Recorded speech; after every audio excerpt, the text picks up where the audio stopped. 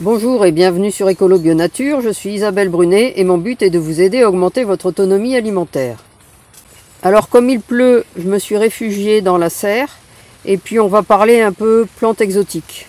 Et je vais vous présenter différentes variétés de gingembre. Alors restez bien jusqu'au bout de la vidéo parce qu'en plus de ces 3 variétés de gingembre qui vous permettront de mettre un peu d'exotisme dans votre jardin, je vous présenterai également un faux gingembre tout à la fin de cette vidéo.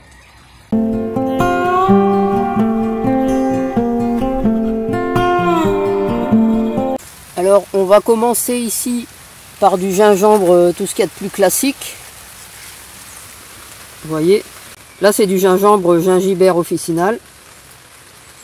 C'est celui que vous trouvez dans les magasins de produits asiatiques ou même dans les supermarchés. Alors celui-ci vient d'Asie, en zone tropicale. Alors ce qu'on mange, c'est les rhizomes, hein, ça vous connaissez.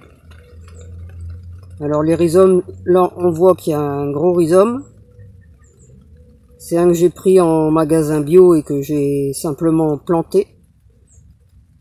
Et vous voyez, j'ai le gingembre qui sort, la plante qui sort. Alors c'est un rhizome charnu, aromatique et épicé. Alors pour la culture, bon là c'est dans un petit pot, je vais bientôt le transférer. Il lui faut un sol riche en matière organique et bien drainé, un endroit ensoleillé ou à mi-ombre et beaucoup de chaleur. Ce qui fait que c'est assez anecdotique, c'est pour pouvoir dire que vous cultivez du gingembre, mais il ne faut pas vous attendre à avoir des gros rhizomes. Vous voyez ici j'ai un très gros rhizome et ce que je vais récolter c'est des tout petits rhizomes de rien. Donc c'est pas du tout intéressant puisque vous plantez un gros pour avoir des tout petits. C'est vraiment une culture difficile chez nous, c'est vraiment pour le plaisir. Alors il faut compter à peu près 8 à 10 mois après la plantation pour récolter les rhizomes. Mais moi j'ai déjà attendu plus que ça, j'ai déjà attendu 2 ans et les rhizomes étaient vraiment petits même au bout de 2 ans. Alors ce gingembre officinal, eh bien il s'utilise frais ou séché. On peut l'utiliser en poudre aussi dans la cuisine, mais il sert aussi en médecine traditionnelle. Il est réputé pour ses propriétés anti-inflammatoires et digestives. Alors des fleurs, là comme on est dans le nord de la France, j'ai jamais eu de fleurs. Mais peut-être que dans le midi vous pourriez en avoir. Elles sont généralement de couleur jaune, un jaune pâle, avec des nuances de vert. Parlons maintenant d'un autre gingembre beaucoup plus intéressant pour ce qui est de sa culture en France et notamment dans ma région, le Nord-Pas-de-Calais. C'est le gingembre myoga, Zingibert myoga. Alors celui-là, il vient du Japon. Et ce qu'on mange, c'est les boutons floraux. Ils ont un goût délicat assez proche de l'échalote, je dirais. Et alors on les récolte en fin d'été ou au début d'automne. Alors j'ai été chercher dans mon congélateur des fleurs parce que ce n'est pas la saison. Et je vais mettre ici une petite vidéo que j'ai faite dans laquelle je vous montre ces fameuses fleurs.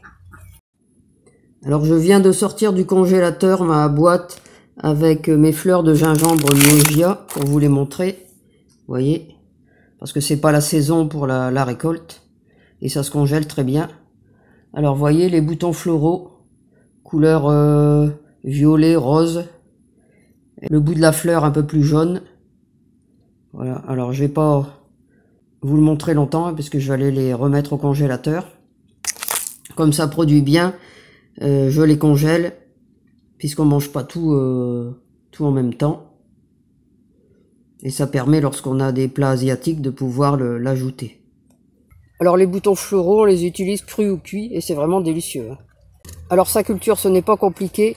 Il lui faut un sol riche en matière organique et bien drainé. Ici, il est dans la serre.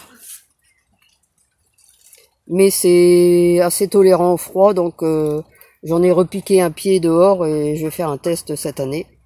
Et comme vous le voyez, ça se propage assez rapidement.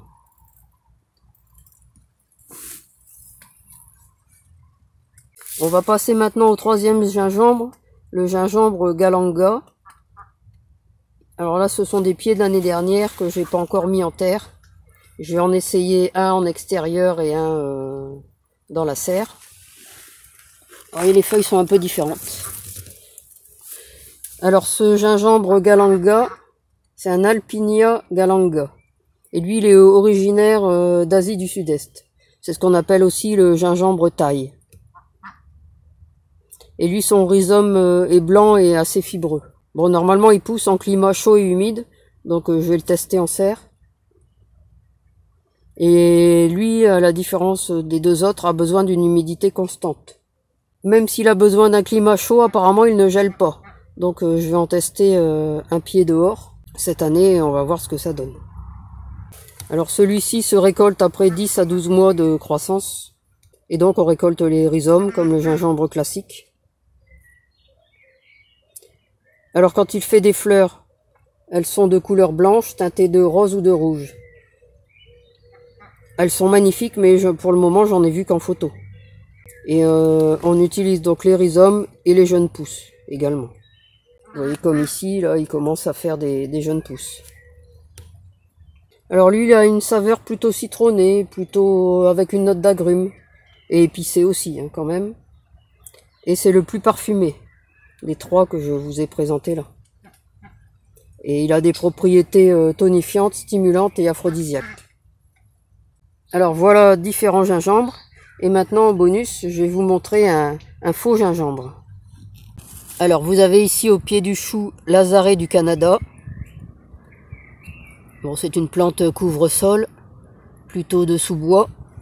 Et on l'appelle le faux gingembre parce que ses rhizomes ont vraiment l'odeur et la saveur du gingembre classique. Alors celui-là, il est à consommer en très petite quantité car il contient de l'azarone et de l'acide aristolochique qui sont des toxiques. Alors voilà de quoi mettre une touche d'exotisme dans votre jardin.